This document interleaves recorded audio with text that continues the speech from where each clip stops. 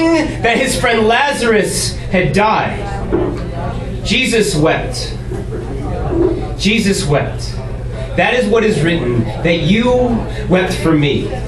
Do you remember the first time when my sister told you I lay dying in the town of Bethany, convulsing and riddled with sweat? You could spit sight into the blind, cause leper sores to fall off their skin like mud flakes. You were a healer and our friend. We had no reason to believe that you wouldn't come. But you didn't. You just waited.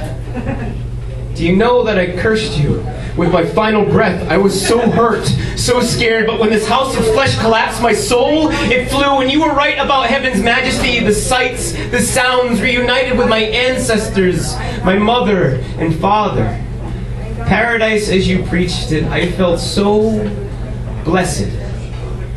Eventually, you did come to Bethany, and you learned that I was dead. Jesus wept. That is what is written, that you wept for me. You wept despite all your talk of the next life, of the eternal kingdom of your Father. Did my sister's tears make your heart grow heavy with it, that you couldn't bear the absence? I still remember the sound of your voice calling my name, Lazarus, rise. You yanked my spark back into the spent wood pile to keep me from ash and dust. I didn't know your reasons.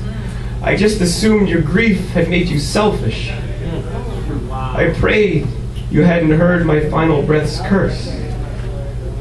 My body had already been in the ground for 4 days, rotting. I still carry that corpse's stench, that spoiled meat. 4 days. 4 days. Why did you wait so long? You could have come sooner. You could have healed me, but you had a plan that you kept close. Secret. You're so like your father. It wasn't until you took the stage on Golgotha that I finally put it all together. I was just a dress rehearsal, wasn't I, before you took your final prestige. You ripped me out of paradise to practice a magic trick. And this time, I wept.